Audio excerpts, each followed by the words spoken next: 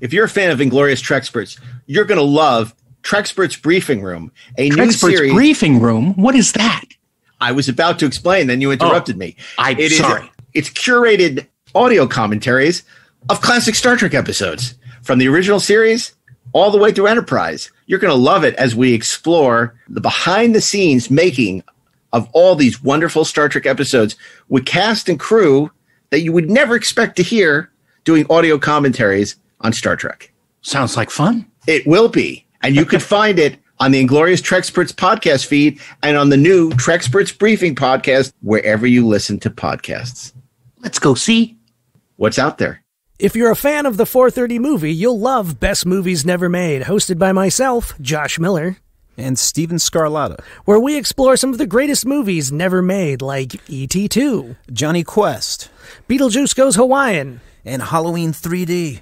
New episodes available every other Monday, wherever you listen to podcasts. If you think you felt a great disturbance in the Force, you're not wrong. Ed Gross and me, Mark A. Altman, have a new oral history coming out this July from St. Martin's Press. It's Secrets of the Force, the complete, uncensored, unauthorized oral history of the Star Wars saga. So wherever you buy books, audio, and video, pick it up today, pre-order, and you can learn the secrets of the Force. And don't miss our oral history of Star Trek in stores now. And of course, nobody does it better, the complete oral history of James Bond in digital, hardcover, paperback, and audio. That is all.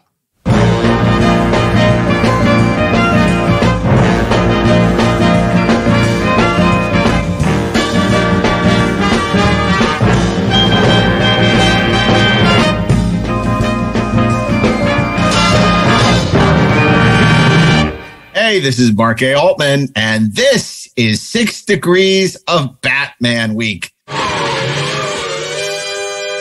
Or Batman? I don't know. Batman on the 430 movie.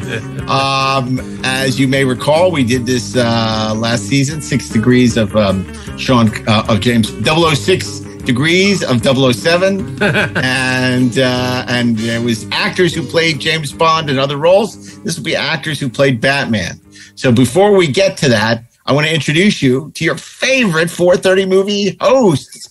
On Manic Monday, it's Steve Melching. Catwoman. What? On Two-Face Tuesday, it's Darren Doctorman. Quick, old chum, to the 430 movie. On Wacky Wednesday, it's Ashley Edward Miller. Swear to me. And on Killer Croc Thursday, it's Mark A. Altman. Oh, man. So, Batman. You know, people love the Bat. They love Batman. You know, Ashley, you programmed for 1989 week Tim Burton's movie.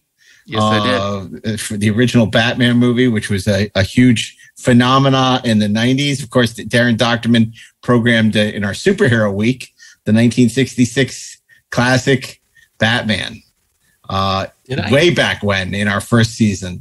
You did. Maybe one of the very first episodes, right? Like on superhero week. It could have been called Batman the Motion Picture, you would recall. Batman. 66. The movie. So, only in theaters, old chum.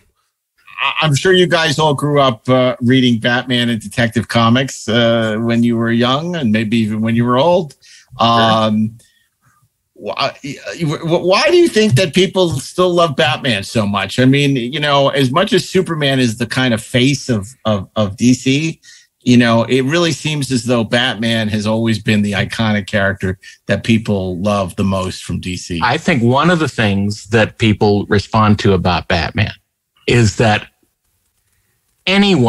we could possibly be Batman if our parents were killed in front of us and we had shitloads of money.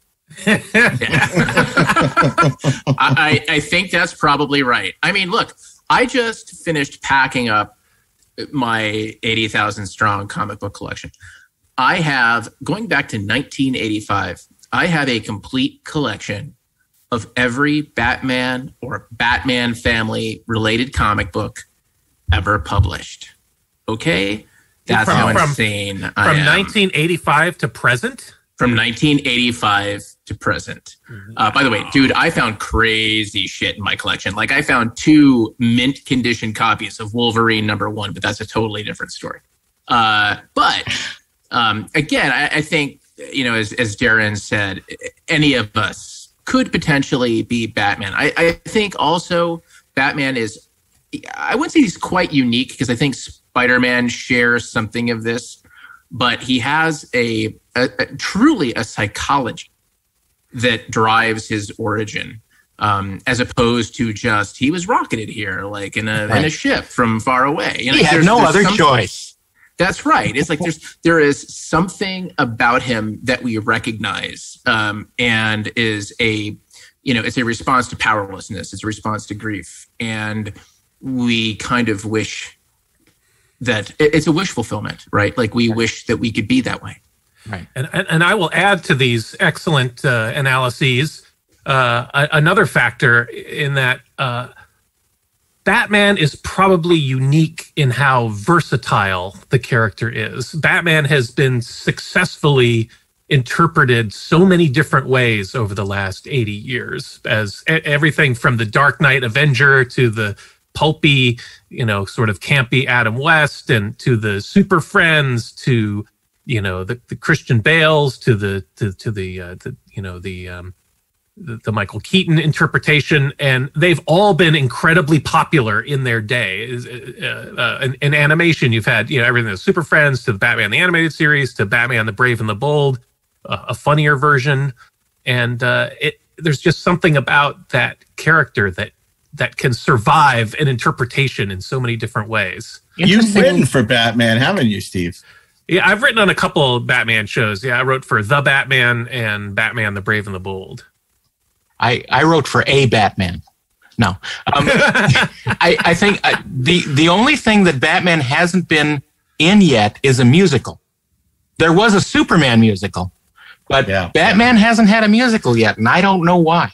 There were a couple not of necessarily true. I don't agree with that interpretation, because the Lego Batman movie had lots of songs that Batman sang.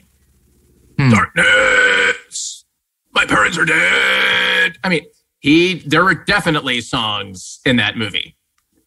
There were also songs in Batman the Brave and the Bold, but I don't know if Batman actually sang the songs. There was the whole episode, The Menace of the Music Meister, that was entirely a musical episode. Well, there we go. And of course, the miraculous Chandel, played by Liberace. That's right. Who could forget Chandel? That's great. Speaking of which, there's such a deep bench of Batman characters, not just his allies like Batgirl and Oracle and Commissioner Gordon, Robin and Tim Drake and Commissioner Gordon and all these people, but an amazing bench of villains. Probably the greatest villains in the history of comics. And again, next to Spider-Man and maybe the X-Men, the best rogues gallery. Yeah. I think second to none. Honestly, yeah, I think so too. And as you said, Ashley, the villains are also have great psychologies to them that you can understand and sort of bring out a different facet of the Batman's psychology when they're put in opposition. So other than Condiment King, I'd like to know who your favorite Batman villains are, starting with Darren. Oh, geez. I got to go old school again and say the first episode of the Batman TV series, which was Frank Gorshin's Riddler. He was funny, but also really scary. And he just pulled that off like he is an absolute psychotic. And I find that so wonderful in a kid's show. That's how I found Roger C. Carmel as Colonel Gubb. Sure. If only he had had his own standalone episode rather than, tagging along Pinky Pinkston and her Pink Chip Stamp Company. Yeah, well, unfortunately, he was kind of overshadowed by the Green Hornet Kato. But who isn't? So, okay, Ashley, favorite Batman villain? Look, there's the gimme, right? It's like that you almost have to go for. So I'm not going to go for it. And instead, I'm going to say, and it's really only because of one episode of Batman the Animated Series. But I'm going to say Mr. Freeze. And I'll tell you why. Because I think is it Heart of Ice? Steve, correct me if I'm in wrong. The animated series, yeah. Yeah. It's great. So great. Michael and Sarah did the voice. Yes, he did. And he was so terrific. And what I love about that episode and what I love about Mr. Freeze in that episode is they never come right out and say it, but Mr. Freeze is dealing with the same baggage that Batman is dealing with. He's dealing with the unfair death of someone he loves. Right. And in his own way, like he's trying to get her back in the same way that Batman is trying to get his parents back. And I just find that endlessly fascinating. And there's such empathy in that episode that Batman seems to have for him. And you completely understand it. And I think that he's a great character in that moment. He's not so awesome in Batman and Robin, but then nobody is. Chill. See, that's the thing. People don't realize how great Mr. Freeze is. Because, of course, you had Otto Preminger, who was great in the 66 version. Then you had Eli Wallach, who is not as great. And then you have the Arnold Schwarzenegger version, which is awful. But if you look deeper, the Michael on Sarah of Mr. Freeze in Heart of Ice in the animation is great. And I don't know if you've ever played the video games. I'm not a big video game guy, but my son is hugely into the Arkham Asylum games. And he showed me the Arkham City. And Mr. Freeze is so great in that. Everyone's, all the Batman films, that whole series of Arkham games are really, really great. They make great movies. Mark, lest one of our audience members chastises you for forgetting the first Mr. Freeze on the TV show, George Sanders. Oh, that's right. That's right. George Sanders from All About Eve. Yeah. Was the first, maybe we should do 3 degrees of Mr. Freeze week. That's next week. Keeping up the tradition of 3 New York and degrees LA. above zero. 3 degrees below, yeah. Oh, my God. Oh, my God. Wild. Wild. And the funny thing is, as we've talked about, fans of this podcast will know Otto Preminger was a complete and total dick. So I find it amazing that him being stuck playing Mr. Freeze and all that makeup and everything. And the fact that that's probably what, to a great deal of the country, is best known for. Yeah, exactly. I mean, that's Laura. That's the knife in the side. Yeah. They know him as Mr. Freeze. It's so true. So, Steve, what about you? What's your favorite Batman villain? I just want to give a quick shout out to the animated series Mr. Freeze. That's a rare instance of that backstory for the character was created for the animated series, and it was so compelling that it stuck into other media, and that kind of is Batman and Robin. Yes, even Batman and Robin. So that's like become part of the canon of that. You mean it was now. so compelling it froze? Oh my! Yeah, well, so was Harley Quinn. I mean, Harley Quinn, who was this iconic Batman character, She was, came out of the animated series. Yep. She was a talk to. Yes, she was. So my pick, I was going to say Two-Face, because I always thought Two-Face was interesting. But then I thought I'm going to talk about a character that a brief digression. And the first episode I got to write of the Batman, we were able to choose. I was any villain in the Rogues Gallery I wanted, except for the Joker, because he was in the pilot. And we could reimagine the origin story for the villain. And I thought, this is a great opportunity. So I looked at the Rogues Gallery. King. Yeah, for a villain that is a marquee villain, but I always thought maybe didn't have the best backstory. So I settled on the Penguin. King Tut? Yeah, I did there was a rights issue with King Tut. We couldn't use King Tut. We tried to put him in Batman Brave and the Bold, but we couldn't use him. So the Penguin always was kind of goofy. He's like this kind of weird guy in a tuxedo that robs banks or uses birds or something. So evil Mr. Monopoly. Yeah. So I reimagined him as not so much a foil for Batman, but a foil for Bruce Wayne. So I made him the anti-Bruce Wayne, where Bruce was handsome, Oswald Cobblepot was ugly, where Bruce was wealthy, Cobblepot had squandered his family fortune and was poor. So he had this tremendous chip on his shoulder and hated Bruce Wayne, and that kind of drove a lot of his crimes. So I like that version of Penguin. That's great. That's a great way to look at it. And I think that's stuck to a certain extent too, a little bit. I heard maybe in Gotham, is that new show? Is that kind of what he's like in that? I don't know. I think so. I didn't really, I gave up on that pretty early. Actually, never watched it. Me neither. Not good. Which is funny because we're all huge Batman fans. So for me, I guess if we're taking Joker off the table, and even if we're not, I'd have to say Ra's al Ghul and Talia. To me, I love them, and it's funny because like Darren, I'm such a huge fan of the '66 Batman, and of course they were never a part of '66 Batman for a long time. That was the rogues gallery I knew, King Tut, and the Mad Hatter, and Sam Martin owns King Tut. Well, the Puzzler. Ra's al Ghul and Talia came out of the '70s Batman with Denny O'Neil and Neil Adams. And it's funny, one of the very first, I don't know if it wasn't the very first, but it was close to, like, one of the first Batman comics I truly remember, like before The Dark Knight. It was an anniversary issue of Detective Comics. And it was the original version of Jason Todd and his original origin as Robin.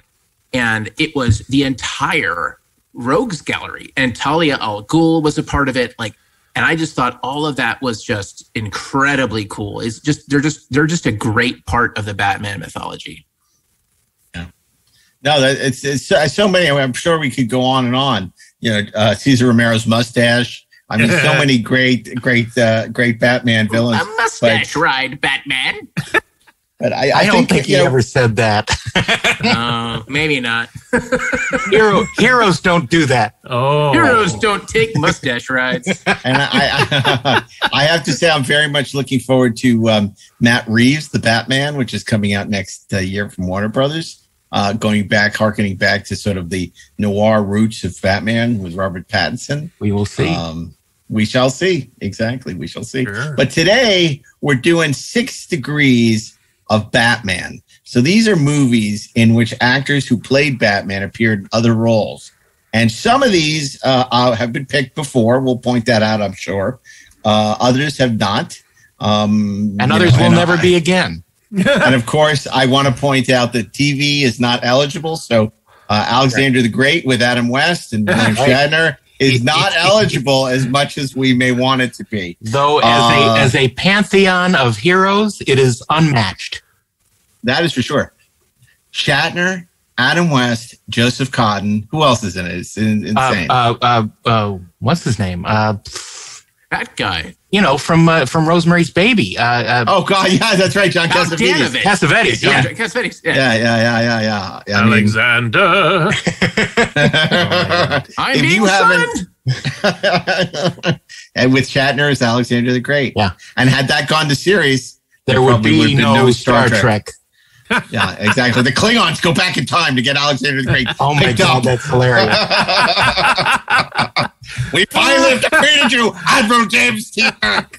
That sounds like that would be a great plot for a Galaxy Quest TV series where a villain goes back in time to prevent the original Galaxy Quest series from being created. So my God, you get another great idea for Galaxy Quest from this group. Yeah, we had the greatest idea for a Galaxy Quest TV series, and of course, I got no traction with it. And then they announced it and never able to crack it. We cracked it in about 10 minutes. Yeah. Yes. That was 15 years ago. That was the best panel we ever did. Yeah. Hands down. Yeah. What it took them 5 years to do, we did in a day. That's right. So. Fires of Uranus, parts 1 and 2. Call us, DreamWorks. Operators are standing by. I don't think DreamWorks has phones anymore. They can't afford them. Okay, so we're doing 6 Degrees of Batman. As always, we're starting on Monday with Steve Melching as we program another fantasy theme week of classic films. Steve Melching, what's it going to be and who's it going to be? Well, this is a great, when I started making my list, I realized just how many great movies have starred actors who have played Batman. And which is kind of it harkens back to my earlier point about Batman being interpreted in so many different ways successfully. You've got different actors portraying the character in different ways that leads you into different other movies that they also play characters in. And probably my favorite movie of the bunch is Ineligible, which is too bad because it has not one but two Batman. I know. George Clooney and Michael Keaton are both in Out of Sight, but I've already picked that movie, so I'm not going to pick it. So I will point out, Steve, that was my first pick for this week until I realized that we had picked it before. Yeah. 2 for 1. 2 Batman for the price of 1. So my pick is a movie from 1993. God damn it. That apparently was also Ashley's pick. That could be motherfucker. Mallrats. Do you want me to pick a different one? No. Go ahead. I'm your Huckleberry. God damn it. You're Daisy, Ashley Edward Miller. Of course, I'm talking about Tombstone. It was a place where a man could start over, where a fortune could be made. They say every town has a story. Tombstone has a legend. Who is he? That's Wyatt Earp. Better name for himself as a peace officer. I heard of you. I'm retired. You must be Doc Holliday. You retired too? Not me. I'm in my prime. Hollywood Pictures presents. The only real law around here is the Cowboys. The story of Wyatt Earp. The first time in our lives we got a chance to stop wandering and finally be a family. Now this is trouble we don't need. If we're gonna have a future in this town, it's gotta have some law and order. What do you want, Ringo? I want your blood. I want your soul. I want them both right now. They shot your brother. Now the time has come for justice. Guess maybe you better swear me in. And he has to live up to his reputation. You got a fight coming. I'll be there! One last time. None of your problem, Doc. You don't have to mix up in this. That is a hell of a thing for you to say to me. In a battle. The last charge of Wyatt Earp and his immortals. At the OK Corral. Oh my God. The West would never forget.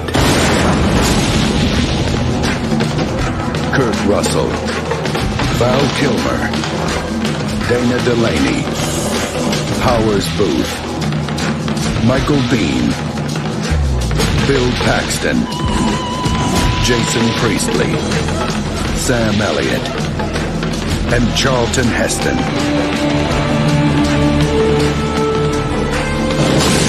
You tell them I'm coming, and hell's coming with me!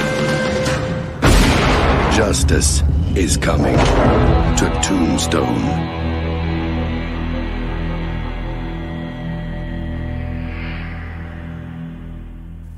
Starring Kurt Russell, who could have played Batman. Absolutely. Should have played Batman. He still can Totally in Dark could've. Knight. He can. In the Dark Knight. He'd be a great Batman. But of course, Val Kilmer was the co-star, second billing in the movie, playing Doc Holliday, probably the most memorable performance in that film. And of course, this is a movie that was directed initially by the screenwriter Kevin Jarre.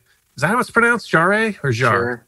He's the adopted Sure, son not? of Maurice Jarre, the composer.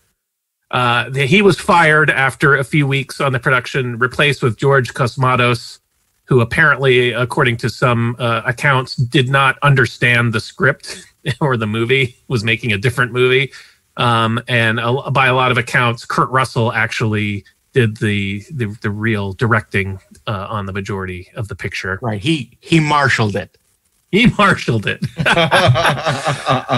But this is a movie, with Kurt Russell, Val Kilmer, Michael Biehn. I mean, this cast is incredible. Michael Biehn, Powers Booth, Dana Delaney, Sam Elliott, Bill Paxton, Jason Priestley, Michael Rooker, Billy Zane, Stephen Lang, Charlton Heston, Billy Bob Thornton, narrated by Robert Mitchum. I mean, how can you go wrong? You can't. You can't go wrong. And it's funny because I remember when this movie came out, this was the movie that no one cared about. It looked like it was just going to be this trashy programmer. The real Wyatt Earp movie was coming a few months later.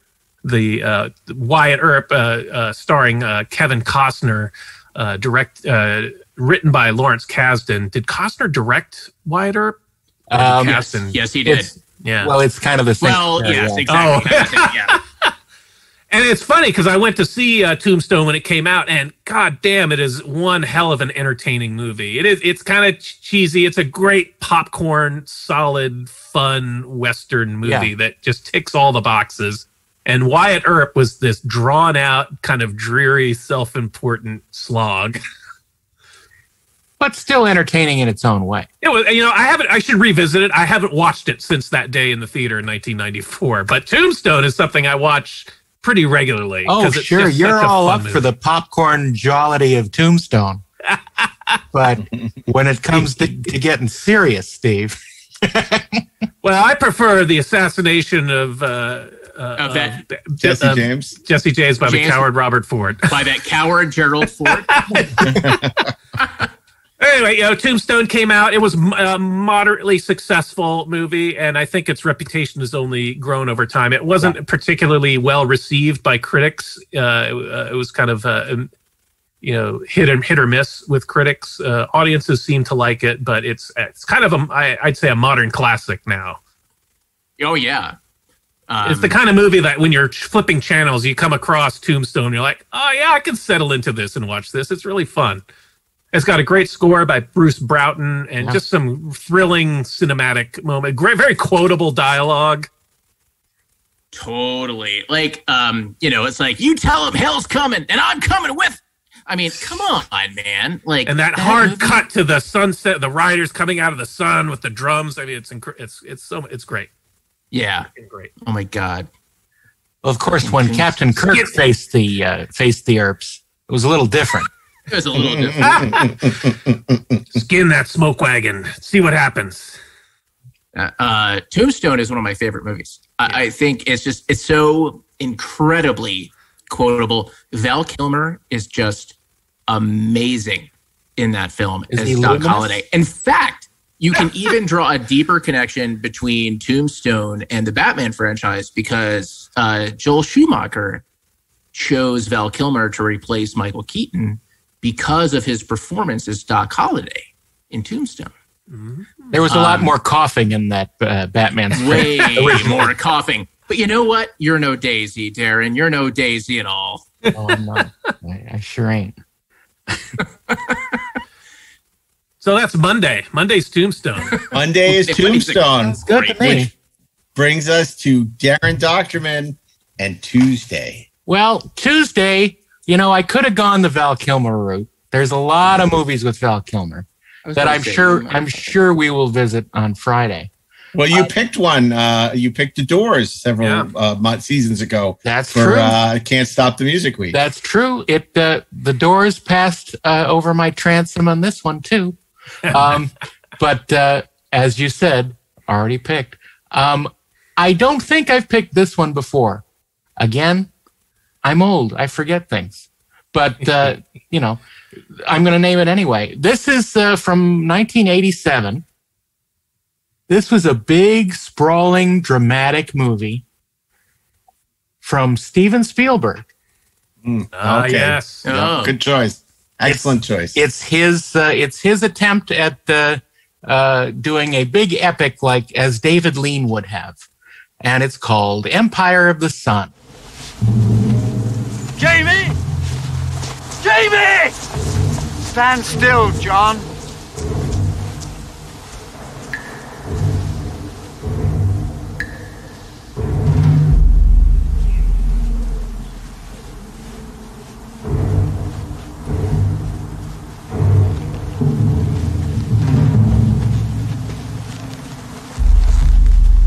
Jamie, don't run.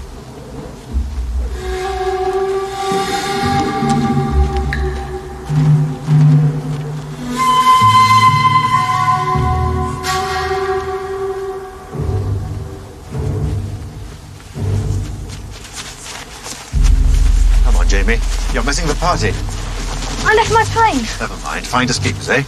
Don't look back, Jamie. Thanks, The Max. soldiers look as if they're waiting for something to happen. Yes. But they didn't look angry or anything. It's not their anger, it's their patience. It's time to close the ranks. What say, Max? I get Mary and the boy out altogether. Somewhere safe. Singapore.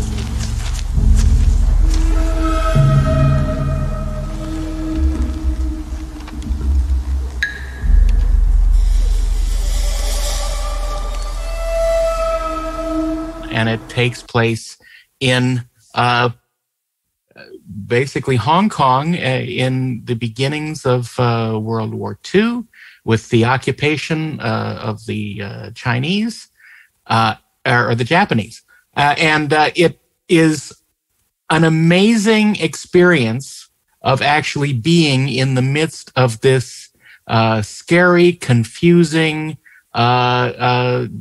deadly surroundings for this young boy named Jim, played by Batman Christian Bale, as a young man, and he is absolutely great in it. This was, his basically his first appearance in a major motion picture, and he is unfreaking believable. His performance is kind of scary in some spots. Especially when he punched that TP in the face. Well, that was later. Oh, good for you. But no, he's so good, and also Ben Stiller is in this one in a little bit part, Wait, really? Yeah, Ben Stiller is one of the guys in the men's in the camp. Yeah, he's in the background. But of course, the other outstanding role in that is John Malkovich and Joey Pants. Yes. Both of whom should have been Batman villains if they weren't. Absolutely, Joey Pantoliano as like the Penguin. Oh my God! As himself. Yeah, yeah, just as himself. Just the pants. We're going against the pants. Pants man. They are so good. It's such a. I mean, they're both Pants King. The Pant King. They're both really creepy yet solid companions to Jim, depending on the day. And it's really a complicated tone poem of what it was like to be in those days, and it's fairly operatic in Spielberg's hands. He has a lot of amazing imagery and symbolism and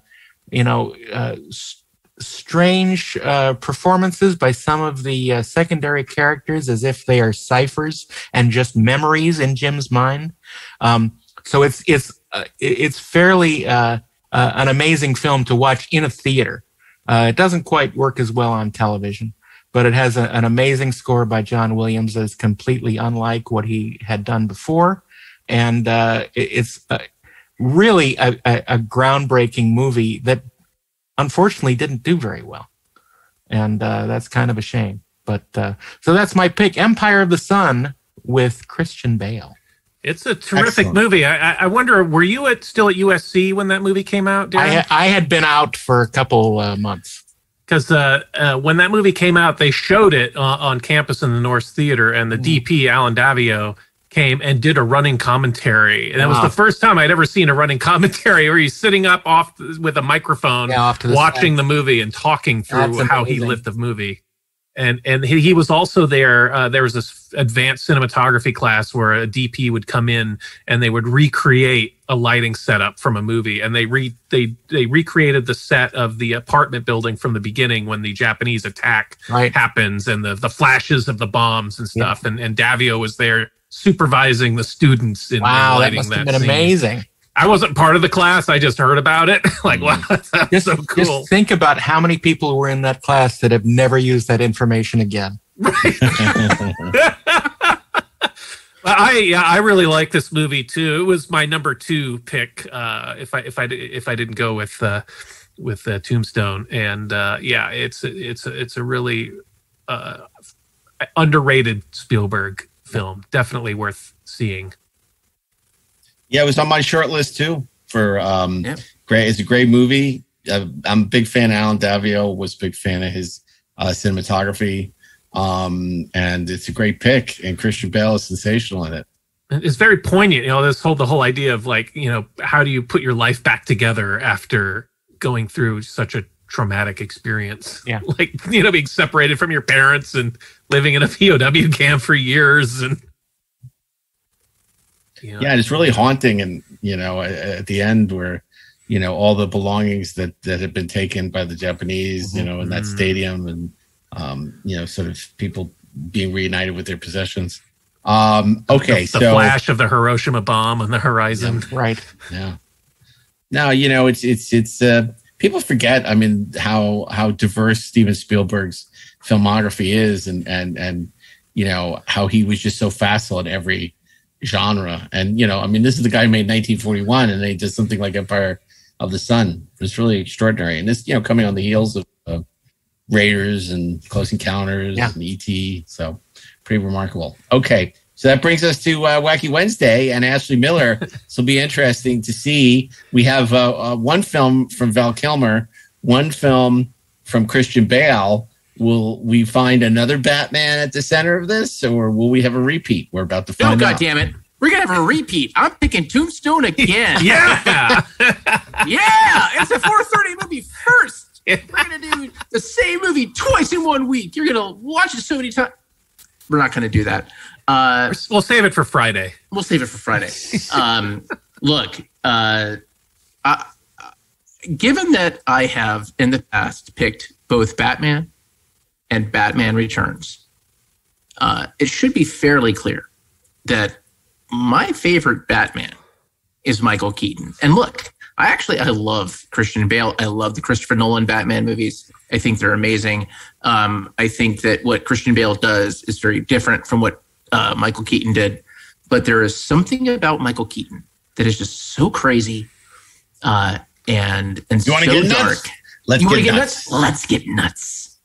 It's like, let me tell you a story, Jack. It's about a kid, didn't see the train until it was right in front of him.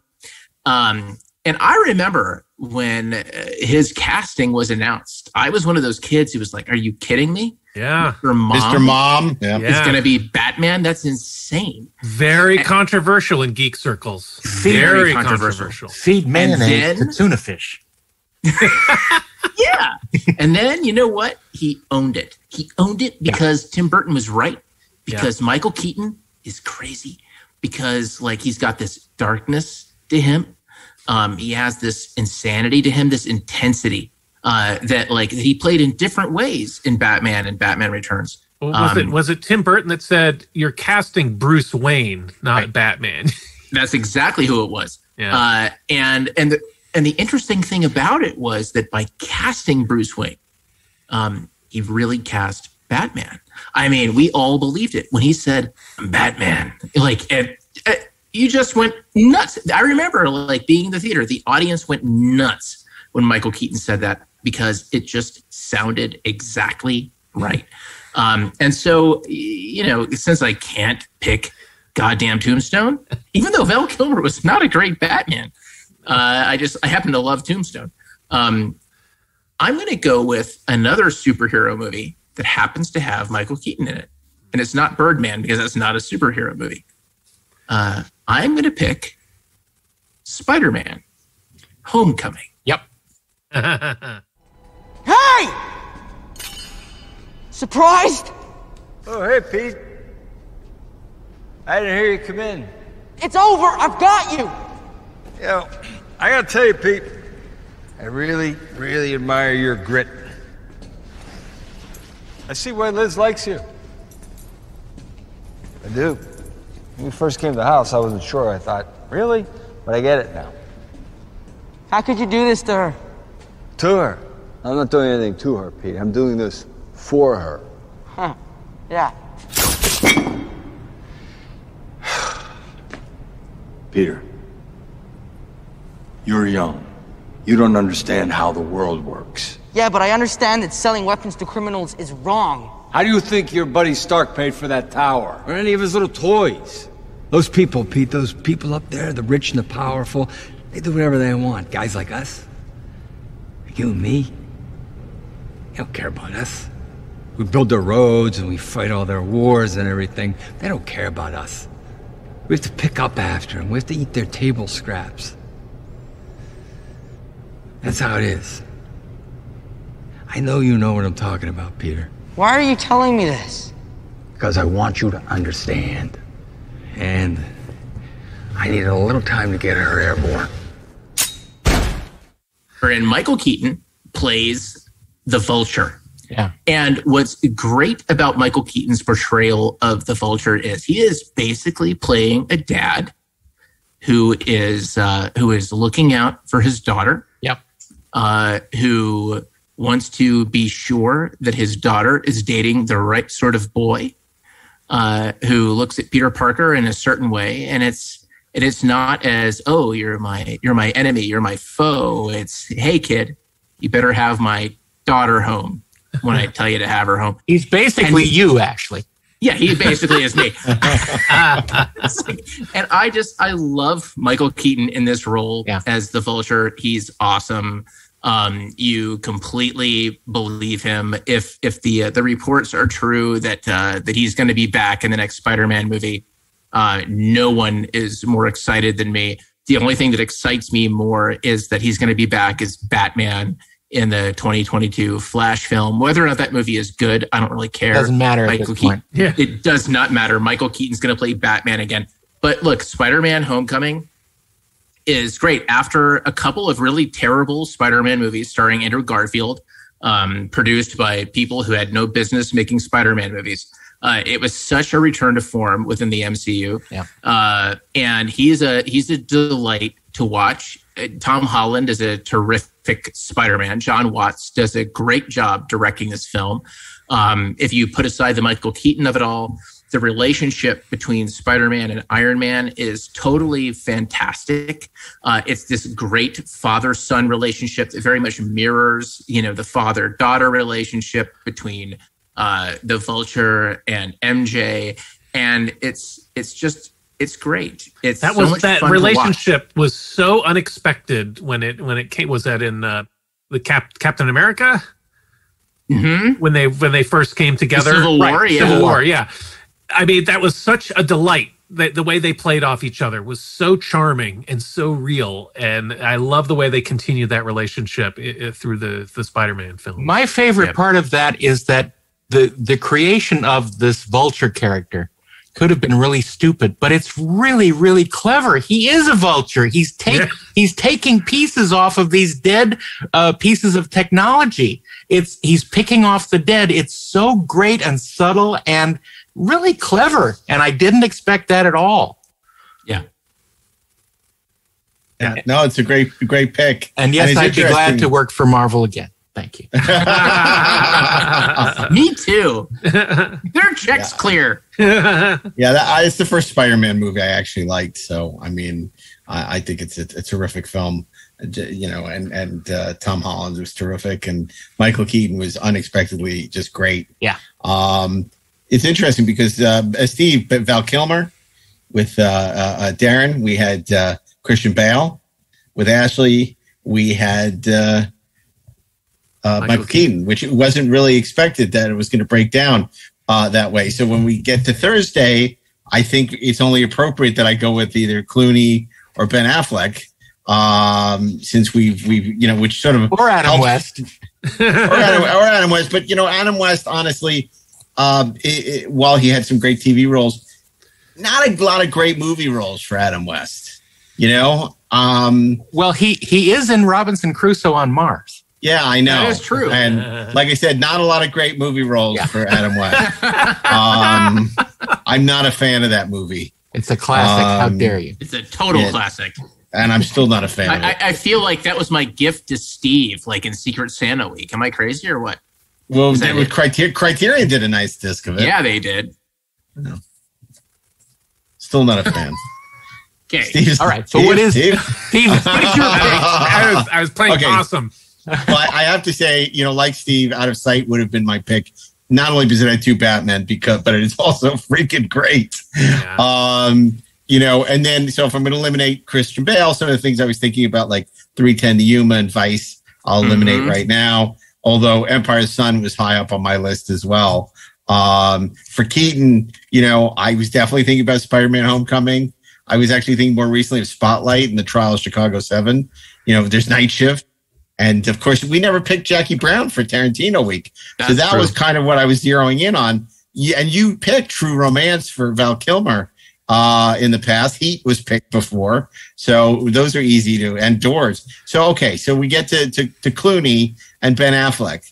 I've talked on the show before what a big fan I am of Argo, but it's funny. I really was thinking a lot about some more obscure movies like Boiler Room, and especially Richard Linklater's great Dazed and Confused. But I just can't see that on 6 Degrees of Batman week. And Ben Affleck's role is relatively small, so I'd rather go with a role Chasing Amy. Well, I'd rather go with a role in which the character dominates the film, the actor dominates the film. So for me, it comes down to 2 films in George Clooney's oeuvre, either Michael Clayton or Ocean's 11. Because we did the original Ocean's 11, but we didn't do the remake. Right. And I really can't decide. I think there's no question. You have to go with Ocean's 11. Okay. Yeah, absolutely. Please state your name for the record. Daniel Ocean. You have been implicated in over a dozen other confidence schemes and frauds. What do you think you would do if released? I don't know. How much do you guys make a year?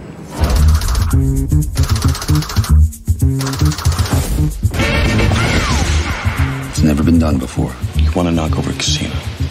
3 casinos? You gotta be nuts. Exactly. This place houses a security system that rivals most nuclear missile silos. Smash and grab job, huh? Slightly more complicated than that.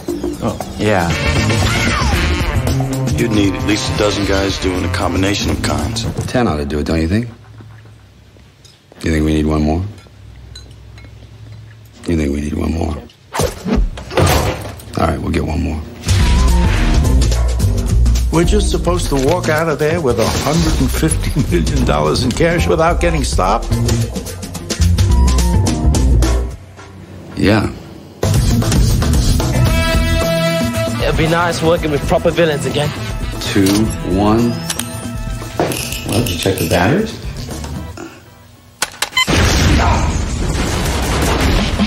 Now, they tell me that I paid my debt to society. Funny, I never got a check. Scared?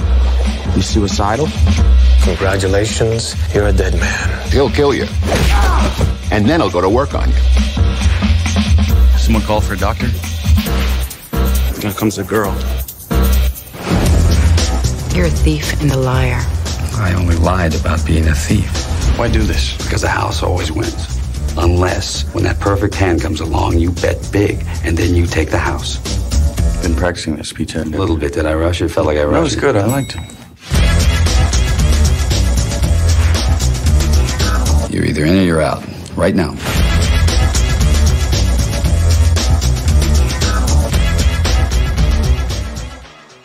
Absolutely. Because he's kind of like Batman. He's kind of like Bruce Wayne. He's Batman. Kind of like, yeah. I mean, he is so good in that.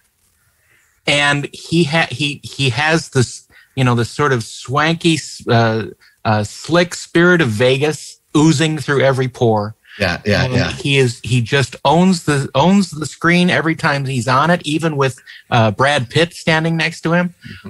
It's truly an amazing movie that can take kind of a silly premise from the original movie and really make it into something modern and fun and really just amazing to watch this amazing group of actors. You're good.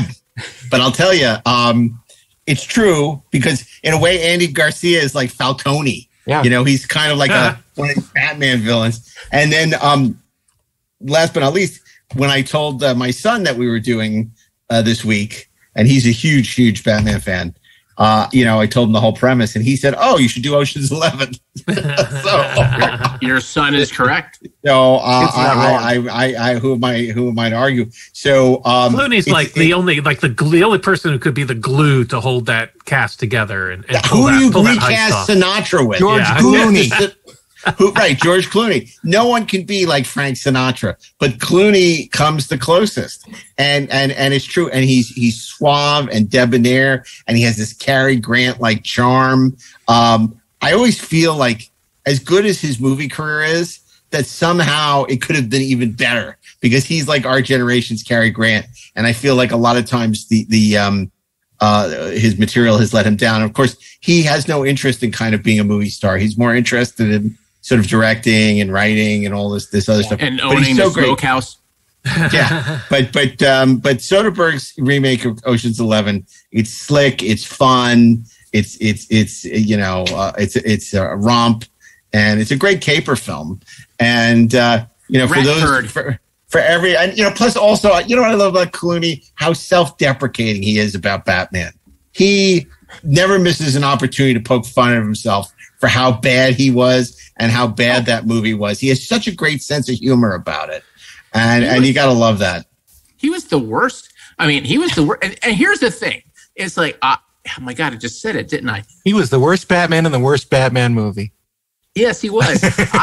I was so excited when he was cast, right? It's like, he was kind of great in From Dusk Till Dawn, right? It's like, he kind of had that edge. He was kind of cool. It's like, okay, I can see this guy as Batman. It was like, the anti-casting of Michael Keaton. You're like, how could that be possible?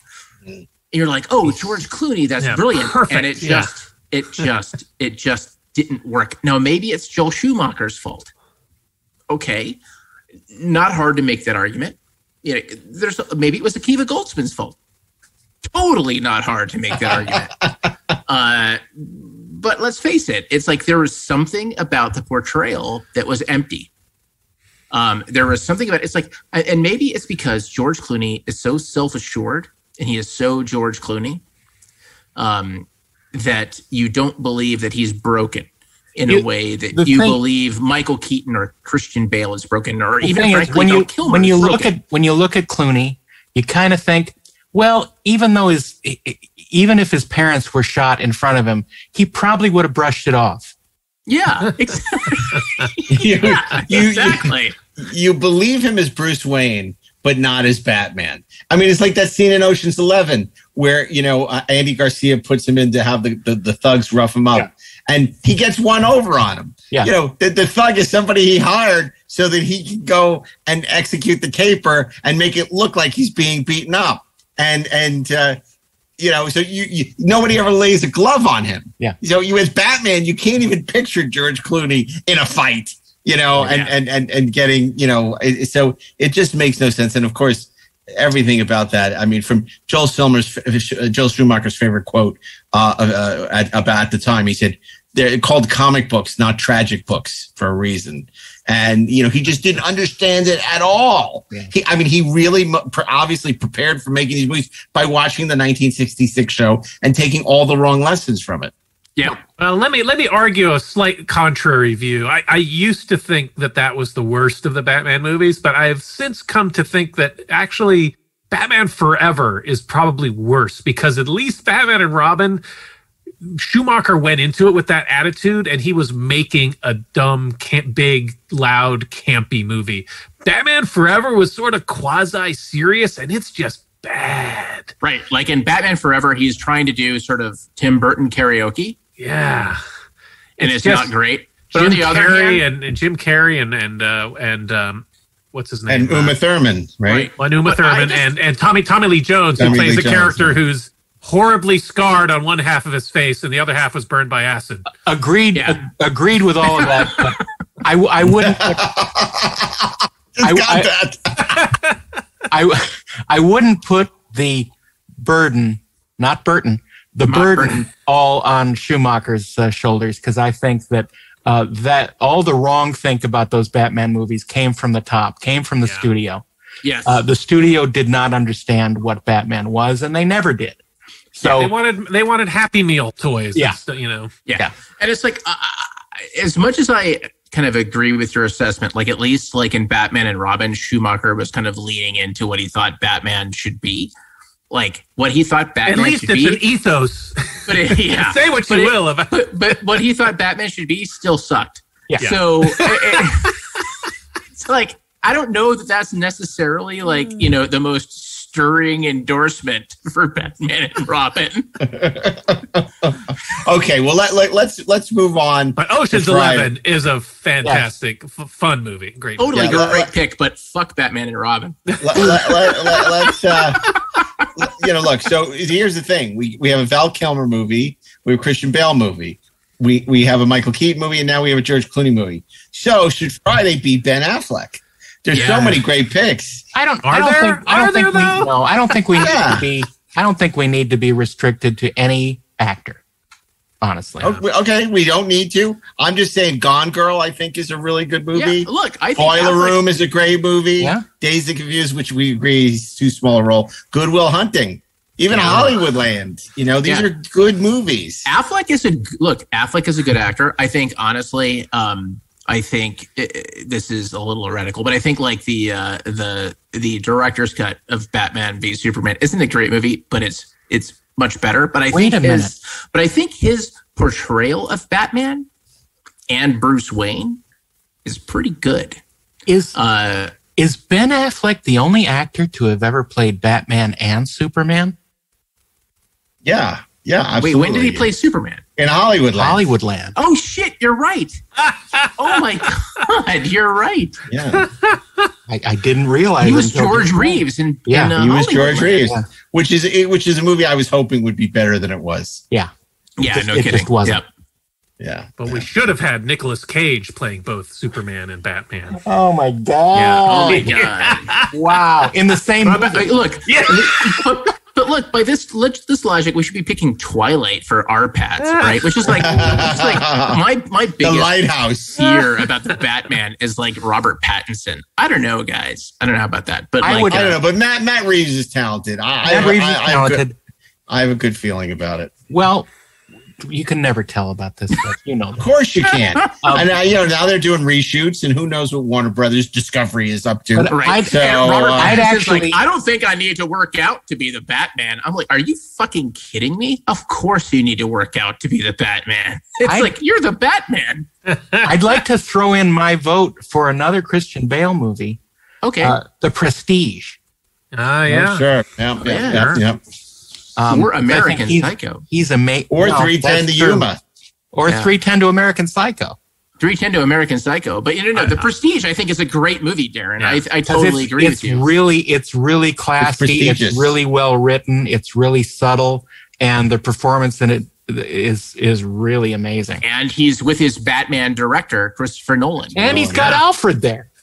Which is like Michael Caine. Another degree of that's Michael true. Caine. There's more degrees of Batman because there's Michael Caine, and Christopher Nolan, and Black Widow is in.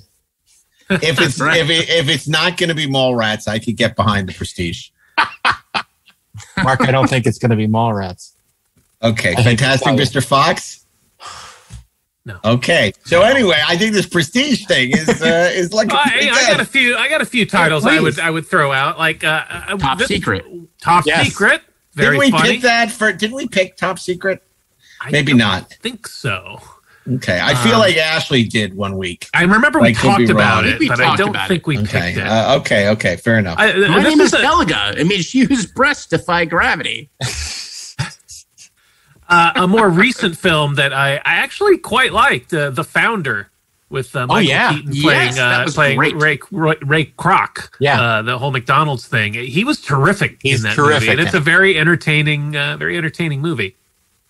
I prefer the sequel about Burger King, but that's just me. And there's another one from another George Clooney movie from the 90s that I really liked it when it came out, and I haven't seen it in years, but I always thought it was a really solid mid-level studio thriller, The Peacemaker, right?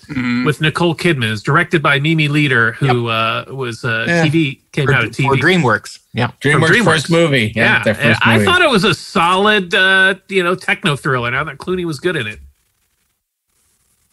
Yeah. Ooh, listen to the crickets. I'm sorry. I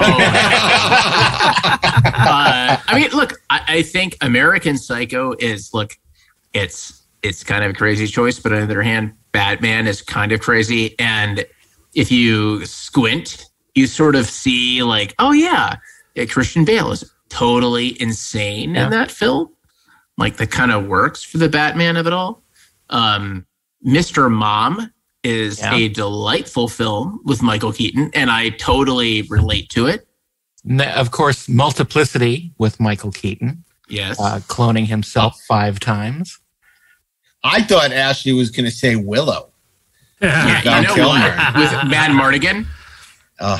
Or as we called him. Or, actually, I almost chose... Bat Mardigan. Bat Mardigan.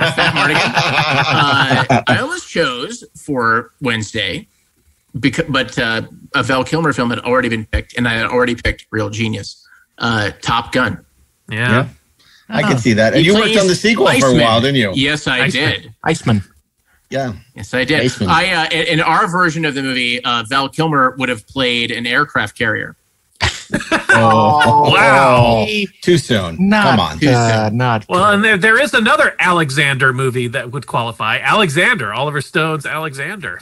Val Kilmer. That's right. Oh, yeah. All right. That's right. That's Bad right. Lieutenant, Port of Call, New Orleans, which is a batshit crazy movie by Werner Herzog, but oddly compelling and entertaining. It was oddly 6 degrees of compelling. batshit.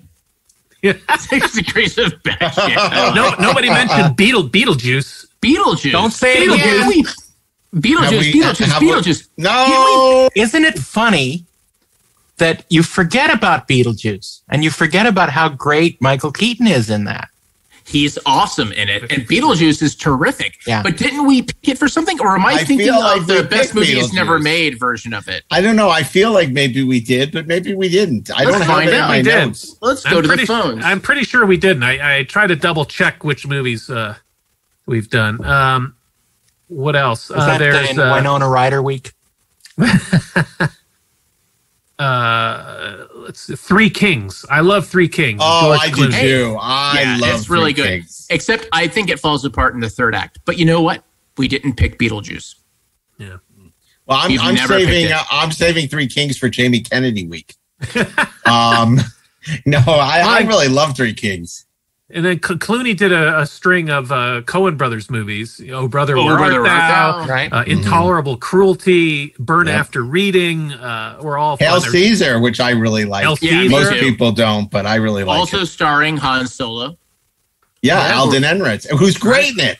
Yeah, he is. He's really good in it. He's so funny as this cowpoke who gets cast as, sort of a Noel Coward. It's a really fun movie about that era of Hollywood. And there's some really fun stuff in it. And it's not like their greatest movie, but it's definitely made for people like us, because it's like old Hollywood and, having fun with all the tropes, and it's beautifully directed and just really quirky and weird. And, the fact that Josh Brolin plays Eddie Mannix, who wasn't quite the enforcer, the studio enforcer, but just, everyone knows who Eddie Mannix was in old Hollywood, and he was at the center of a lot. Really, really great stuff. It almost felt like there was too much cut from it. Like, it was like the Scarlett Johansson stuff. It almost felt like there was too much missing. But I really loved I love that movie. I really enjoy that movie. But I like Good Night and Good Luck also. Yeah. The Clooney movie about Edward R. Murrow.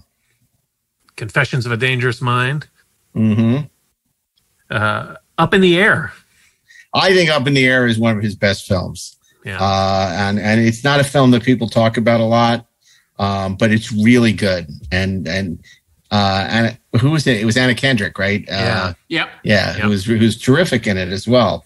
Really, really great movie from Paramount, which is why nobody saw it. But and let's not forget Reign of Fire. Yeah, Christian Bale. Yeah. I got to tell you, that movie, like Future Dragon, that should have been like every 13-year-old boy's dream, right? Like, who didn't draw AH-64 Apaches fighting dragons? God knows I did, and that never even happened in the movie, and it made me so freaking mad. Right? It's got Matthew McConaughey. All right. Like, and Christian Bale fighting drag. But no, it sucked. It's about time for a remake. That's all I'm saying. Right. A reboot action. Those dragons were no Veramoth Rock's pejorative. Okay? Which Darren picked twice in the history of the show. Darren picked it twice. So I know we did pick you. I actually in particular did pick True Romance, But we have never picked Jackie Brown. And Michael Jackie Keaton Brown. is terrific at Jackie Brown. Yeah, he is. And Robert Forster is spectacular.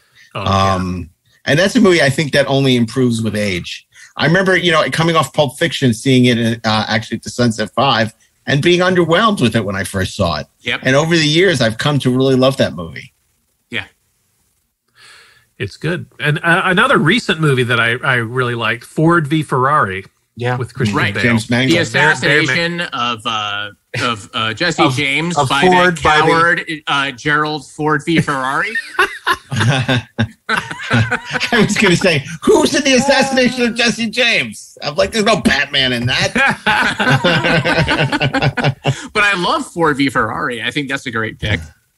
And one of my recent guilty pleasures, The Other Guys, with Will Ferrell and Mark Wahlberg as the cops. The Other Guys had one of my favorite laugh out loud moments in a movie theater when Samuel L. Jackson and The Rock jump off the building in pursuit. I don't know if I laughed that hard in the last 5 years. It's funny though, because The Rock plays virtually the same character in the Get Smart movie. Yeah.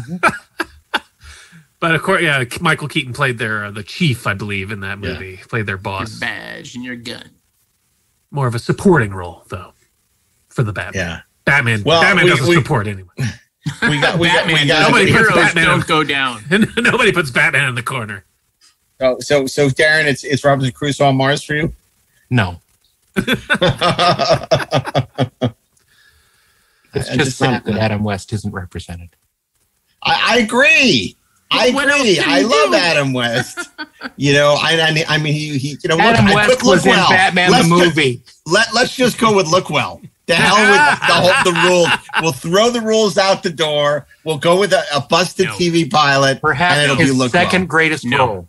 Absolutely. Indeed. Indeed. No. Now, can we explain at least to the audience, because we're getting very inside baseball, what Look Well is? You need to look it up on YouTube. It is on there. Look Well was a pilot TV show written by Conan O'Brien and Robert Smigel. At the time they had just been on Saturday Night Live.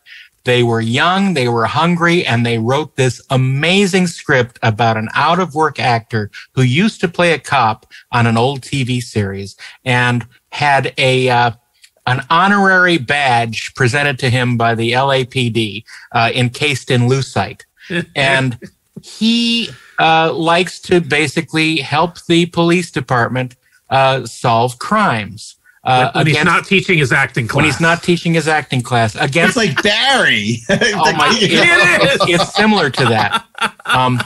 It's so good. Adam West is perfect in it. Oh, he's so good. He's so good in it. It's so funny. I don't know if they could have sustained that amount of brilliance for an entire series. I really don't. Especially pilot is so perfect. Especially we like should do a double feature of Look Well and Alexander the Great. Oh my gosh. Two busted pilots for 2 hours of entertainment on the 4:30. He's perfect for a Friday. 4:30 movie commentaries. All West. All West all the time. Go West, young man. Go West. Well, look it up on YouTube. You'll like it. Look Well is so good. Oh, I remember. I think we all watched it for the first time at Steve Melching's house. Yep. It was the that was the holy grail. Forget The Last Crusade. When we got a hold of the Look Well pilot. Yeah. I mean, as great as Heat Vision and Jack is. Yep. It's nowhere near as good as Look Well. as subtle and creative and brilliant. Perfect tone. Yeah. Isn't somebody aren't they going to do Heat Vision and Jack now? Didn't I see something about that? No, there was talk of doing it as a movie, but it never happened. But our friends at Best Movies Never Made did an episode on it, or 2 episodes on it, which I highly recommend if you haven't listened to Best Movies Never Made to check that out. Also, I want to remind our audience that 1981 week will be debuting on Comic-Con at Home the end of July. So make a note of it. You'll get a chance to watch an all-new episode of the 4:30 movie at Comic-Con at Home, where we program a fantasy theme week of classic movies from 1981. And all bets are off because we can repeat movies because there's nothing's off the table. It's sheer mayhem. So Indeed, it's in the mouth of badness. So Beetlejuice it is. Gentlemen, I think we've been stalling, making the hard decision for Friday. I love the Beetlejuice pick. Honestly. I'm good with Beetle. I love Beetlejuice. To me, it's Beetlejuice. Mark is uncertain. Mark doesn't like Beetlejuice. I can tell. I like it. It's cute. I like it. I mean, I like the cast. I love the score. Danny Elfman. It's Tim Burton's third best movie, and it's fun. A ringing endorsement. But that said, it is such a major part of Michael Keaton's filmography. Obviously, it led to them working together on Batman. So it's a very significant film. And daylight comes and we want to go home. Yeah. And sneaking up from the side entrance, it's Argo for Friday. Argo? Fuck yourself. Actions of Iran have shocked the civilized world. Let's go! Shred everything! Our embassy has been seized and more than 60 American citizens continue to be held as hostages. If we're going to go, then we need to go now.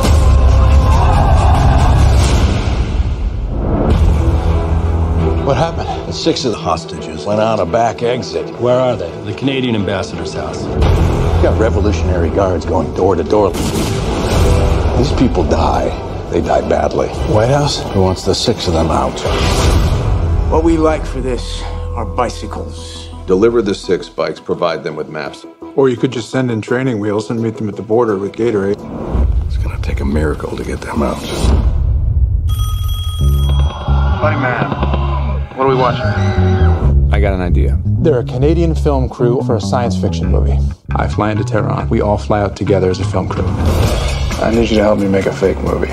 So you want to come to Hollywood and act like a big shot without actually doing anything? Yeah. You'll fit right in. You need a script? Argo, science fantasy adventure. Moonscape, Mars, desert. They need an exotic location to shoot. You need a producer. If I'm doing a fake movie, it's going to be a fake hit.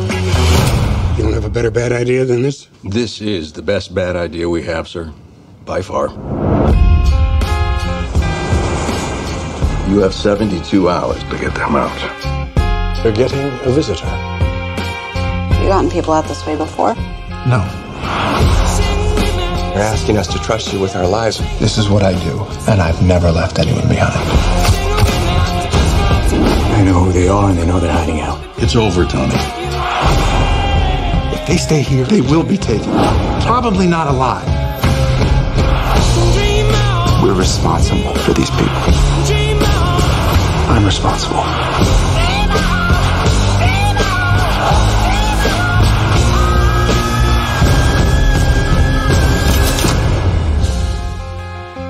You really believe your little story is going to make a difference when there's a gun to our heads? I think my little story is the only thing between you and a gun to your head. I would go with Argo in a heartbeat. I'm a sucker for that movie. Both in its original theatrical version as well as the expanded cut for home video, which is, you know why I love the expanded cut? Because it's more stuff with the kid in his room, and you can see a 2XL and all the Galactica toys. Nice. It's like, it was, my God, it's 4 stars. Why don't we do that? That gives all the Batman actors a representation. Yeah, you're right. You want to go with Argo? Yeah. Why don't we do that? I'm sure Beetlejuice will have another opportunity to make it into the. I'm sure it will. But I love the idea of all the Batman being represented. All the and Batman. then and next week we're going to do 6 Degrees of Catwoman. So it's going to get really interesting here on the show. Meow. But this is terrific, and Argo just sort of slipped in there at the end, Darren. That's what happened. That's what she said. Wow. Oscar award-winning movie. It's hard, look, I love Argo, but I always forget who won the Oscar for best won picture. the Oscar. Like the artist. No, not like the artist. And the thing about Argo that's artist, go interesting fuck yourself. The fact that John Chambers is in a movie is reason enough to give it pretty amazing. Friday. Yeah, and if you haven't read the book that it's based on, the real life story is more interesting than the movie. Yeah. And more unbelievable than the movie, which is extraordinary. So anyway, okay, well, this is a fabulous week. They filmed some of that, filmed some of Argo at my wife's place of work. Huh. The embassy scene. The Canadian embassy in Iran. Nice. Yeah, I was filmed at the VA facility up in the north. Dare I call this week Bat-tastic? Yes. Oh. Bat-tastic. Wow. Oh, dare. It's Boffo. Okay. Okay. You know what? Can we just say Saturday matinee, Batman 66? No. Okay. No. So Monday, Steve Melching. Monday, Val Kilmer is your Huckleberry in George P. Cosmatos / Kurt Russell's Tombstone. Tuesday, it's Darren Docterman. Steven Spielberg leans forward in Empire of the Sun with Christian Bale. Wednesday, Ashley Edward Miller's pick. Spider-Man comes home in Spider-Man Homecoming with Michael Keaton as the Vulture. Thursday, it's George Clooney. He's a pig fucker. No, that's from, remember that? Remember that from South Park? Oh my God. Just dropping the F-bombs left and right on this episode. No, but remember that from South Park? Yes, and yes, we watched that at your house too. I mean, this must have been, 15, 20 years ago. God, we're old. But George Clooney as Ocean's 11. And on Friday, Argo. Ben Affleck in Argo. A sci-fi fantasy adventure. Wasn't that it? Where did they get those wonderful clothes? Oh, so great. So great. Well, this is some really fine films that we're programming for 6 Degrees of Batman week. Batman. Yeah, indeed. I love it. And we're going to have to figure out now. Next week, we're going to be off. It's the July 4th week, so there won't be a new episode on Friday. But we will be back. The season is not over, not by a long shot. Not at all. We'll be back. Not even a little bit. So we will be back in 2 weeks with an all new episode of the 430 movie, and of course, coming at the end of the month, 1981 week at Comic-Con at Home. You can check that out at comiccon.org. And of course, if you're just missing us terribly and want to relive moments of 430 movie greatness, you can go to the Electric Now app. Download the Electric Now app or watch us on Roku or IMDb TV or Stir or Distro TV. And you can watch all previous episodes of 430 movie and see us in living color. So that's fun stuff. And of course, you should listen to our sister podcast, Cartoon Barroom, with Ashley and Steve as they talk about great animation and cartoons. If you're a fan of Star Trek, Darren Docterman and myself, we host not one, but 2 Star Trek podcasts. The first one, Inglorious Treksperts. And if I do say so myself, we've been on fire lately. We've had amazing guests. Best the show's ever been. And of course, we have the Treksperts Briefing Room, where we curate commentaries of significant Star Trek episodes from all the shows. So check that out. It's a separate feed from Inglorious Treksperts. And of course, Best Movies Never Made with Josh Miller and Steven Scarlatta as they talk about great movies that never saw the light of a projector bulb. And of course, we want to thank our sound engineers, the great Bill Ritter and Mark Rivera, who's always so complimentary about this show. And we thank Mark for all his hard work. Of course, our associate producers, Zach Raggets and Peter Holmstrom, and our producer, Natalie Miscali, and our video producer, Dylan Middlebrook. And that's it, really. Isn't that all we have to say? That's it. God damn it. No, wait, there's more. No, really? If you want to follow us on social, check out the 430 Movie on Instagram or the Twitter or Facebook. But we're not on Friendster. Same bat time, same bat channel. That's right. You took the words right out of my mouth. I was going to say until next week, but not really, because we're not on for 2 weeks. Same bat time, same bat channel. Eyewitness News starts now. To the Batmobile. Let's go. Atomic batteries to power. Turbines to speed. Roger. Ready to move out.